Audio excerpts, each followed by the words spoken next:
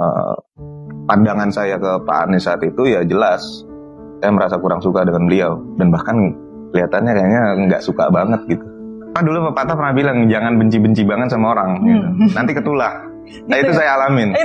Iya saya alamin. Jadi waktu pas memenuhi tugas itu tuh terpaksa? Pertama terpaksa.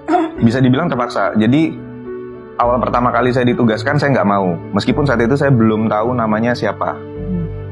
Lalu masuk usulan ada nama beliau, makin nggak mau saya. Saya makin nggak mau. Dan waktu itu saya akhirnya memilih untuk, kalau boleh saya memilih untuk mendampingi Pak Sandi di lapangan, menimbang Pak Anies. Oke. Gitu.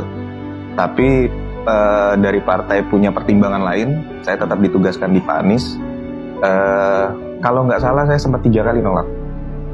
Nah setelah 3 kali itu saya disampaikan bahwa kurang lebih begini, coba dulu, jalankan dulu.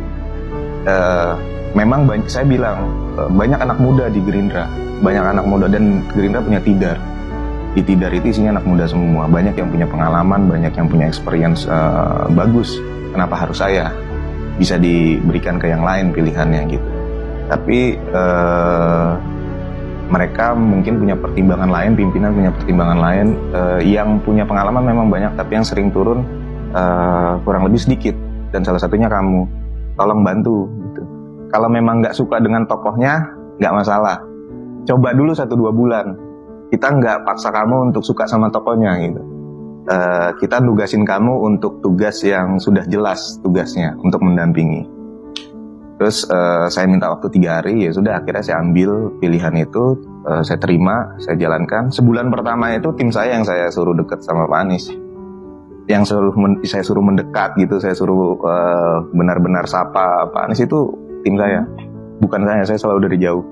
Jadi Mas Gian malah cenderung menghindar ya? Cenderung menghindar untuk berinteraksi dengan Pak Anies. Yang penting saat itu saya sudah jalankan tugas saya, terus mengkoordinasikan semuanya dengan baik gitu. Sisanya ya sudah, itu urusan anak buah saya bukan anak buah ya, maksudnya tim saya gitu. Tim saya yang saya suruh untuk benar-benar melekat dengan beliau. Orang yang punya retorika bagus, yang punya gestur baik dan relatif cenderung santun gitu, udah pasti bentukannya cuma hanya cover aja gitu, pencitraan aja gitu, kamuflase. Kesehariannya nggak mungkin seperti itu yang saat itu jadi pandangan saya. Nah setelah masuk 1 bulan saya bertugas, lalu ada satu momen itu gimana pertama kalinya saya hadir di kediaman beliau pagi-pagi. Itu menjemput sebelum kita berangkat giat, itu berkegiatan kampanye. Nah saat itu beliau sedang sarapan. Saat beliau sedang sarapan dan saya lihat wah ini waktu sudah mulai mepet gitu, sehingga mau nggak mau harus saya jemput gitu beliau dan ingatkan gitu. Karena saat itu tim saya sudah terlanjur saya pecah ke beberapa titik, sehingga hanya ada saya waktu itu dan 1 orang lagi. Saya memutuskan menginisiatifkan untuk ke dalam. Saat mau memanggil beliau sedang berinteraksi dengan mohon maaf ya, pembantu rumah tangganya gitu, yang membantu asisten rumah tangga.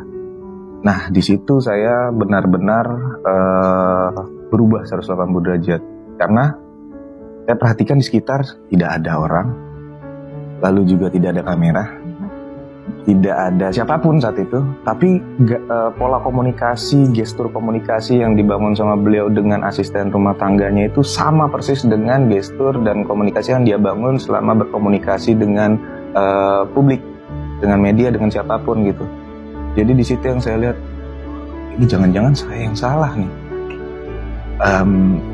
Makin penasaran gitu melihat beliau, ternyata memang benar seperti ini pola komunikasinya, memang seperti ini karakternya gitu, pribadinya. Nah dari situ akhirnya saya berusaha lebih dalam lagi menggali siapa sih sebenarnya Anies Baswedan ini, mulai dari kesehariannya. Karena buat saya nggak pernah menilai public figure itu atau tokoh-tokoh di politik itu dari mereka sehebat apapun menjalankan program atau menjalankan jabatannya gitu. Justru malah yang saya nilai adalah keseharian dan pola sederhananya itu. Dari hal sederhana itu akan terlihat kan karakteristik seseorang. Nah dari situ yang saya lihat, hari-hari saya ikutin. Ya akhirnya itu 180 derajat berubah menjadi tertarik dengan beliau dan sampai saat ini. Jadi sekarang jadi jatuh cinta beneran ya Mas ya? Jatuh cinta sebagai orang tua, jatuh cinta sebagai macam-macam beliau respect. Itu ya respect.